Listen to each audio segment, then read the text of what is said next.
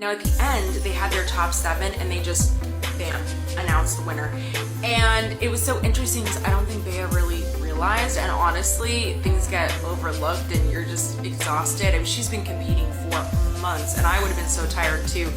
I feel like maybe she thought that they were announcing a runner-up or didn't like clearly hear something, but because you also don't want to assume that it's you and that it's not you, so you want to be really, really sure in those moments, and you could tell she was waiting to be sure.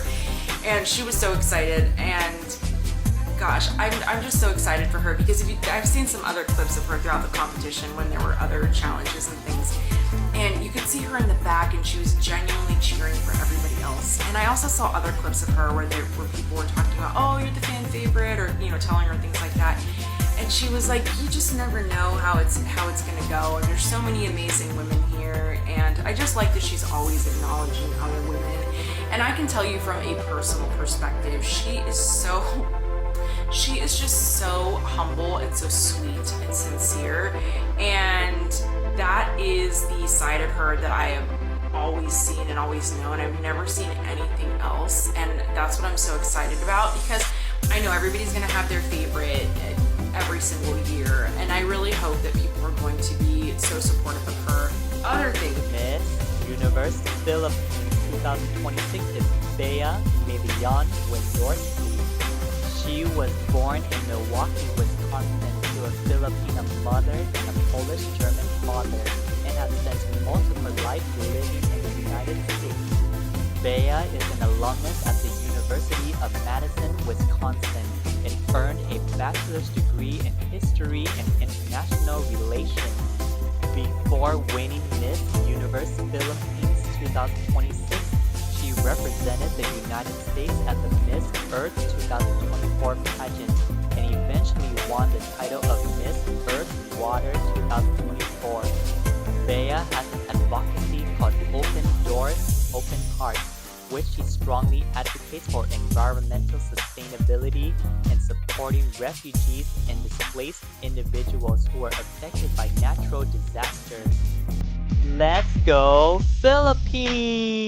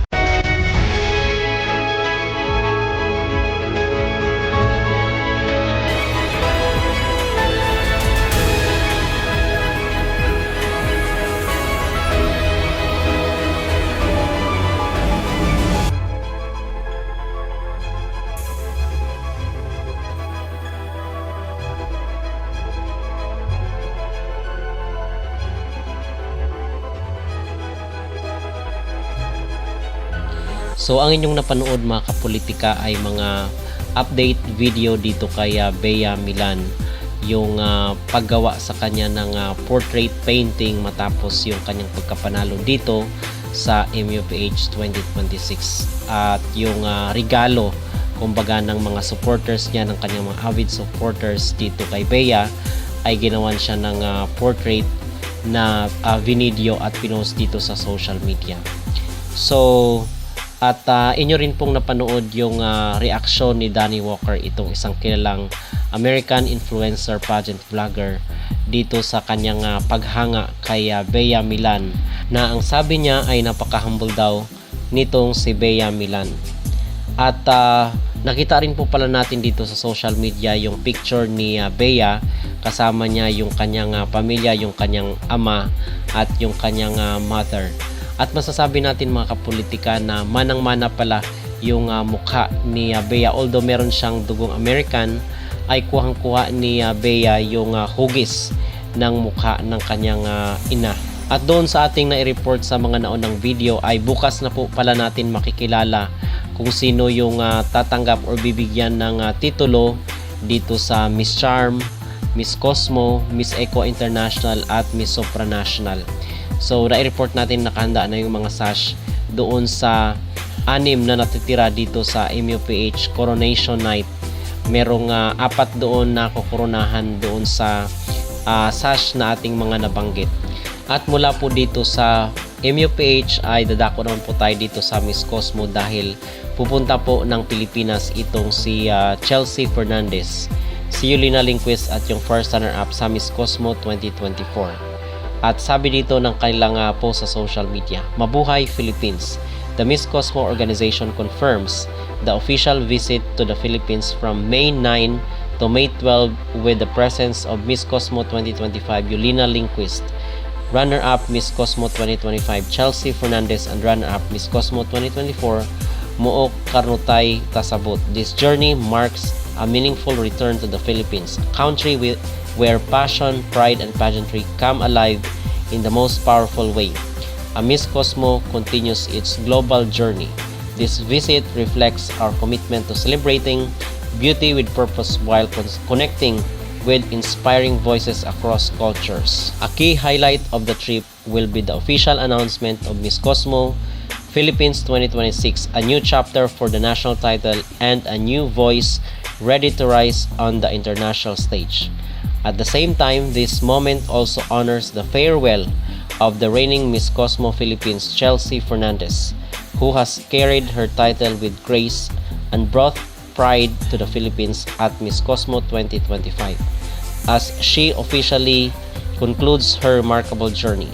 Beyond the stage, the delegation will immerse in the vibrant spirit of the Philippines, where every moment promises authenticity, connection, and inspiration. An exciting few days lie ahead, filled with meaningful milestones, emotional farewells, and the beginning of something new. Who will be the next Miss Cosmo Philippines? Stay tuned. So baka atin ito sila kasi nabanggit nga mga kapolitika na bukas May 10 ay makikilala natin yung Miss Cosmo kung kanino ibibigay doon sa 6 na natitira sa MUPH Grand Finals. So makikilala natin bukas at who knows baka a-attend itong si Yulina Lindquist at si Chelsea Fernandez dito sa sa introduction ng Miss Cosmo Philippines. At mula dito sa Miss Cosmo is dadako nun po tayo dito sa Miss Grand International dahil meron po silang announcement sa kanilang magiging host sa finale ng MGI All-Stars na gaganapin sa mga susunod na araw. So excited na po ang lahat at dito ay in-announce sila kasi kung inyong maalala mga kapolitika, isa sa ating mga concern doon sa Grand Finals ng Miss Grand International 2025 ay yung final host. So katulad dito sa Miss Universe, yung final host sila ay talagang bigatin. At the same time, nakaka-excite katulad dito sa Miss Universe na pag-finals. Diba before, talagang inaabangan ng mga pageant supporters itong si Steve Harvey. So tinapatan ito ng MGI All-Stars dahil kumuha sila ng isang bigatin rin na isang host na isang Espanyol. At ito mga kapolitika ay walang iba kundi si Danilo Carrera. So official host announcement, MGI All-Stars First Edition. Danilo Carrera, actor, host, model, official host of the final competition. So itong si Danilo Carrera ay isa po siyang Ecuadorian at host ng iba't ibang mga Latin shows. At naalala ko kasi ito yung trademark, di ba, before ng Miss Universe sa kanilang mga finals sa hosting, ilang dekada na ang nakakaraan. Talagang ganito yung quality ng mga host na kinukuha ng Miss Universe. So dito is makikita natin kung gaano kabigatin yung mga character na kinukuha ng MGI All-Stars. At isa itong patunay na itong magiging show nila ngayong buwan na ito ay isang pasabog at quality na beauty pageant competition. Aside of course doon sa papremyo nila na $1 million. So mga kapolitika, yun po ang ating pinaka-latest na mga update dito sa mundo ng beauty pageant. At patuloy lang po tayong nakaantabay dito sa ating YouTube channel para sa mga sariwa at samot-saring update, especially dito kay Bea Milan. Mag-comment down below at huwag kalimutang mag-like at mag-subscribe kayo dito sa ating YouTube channel.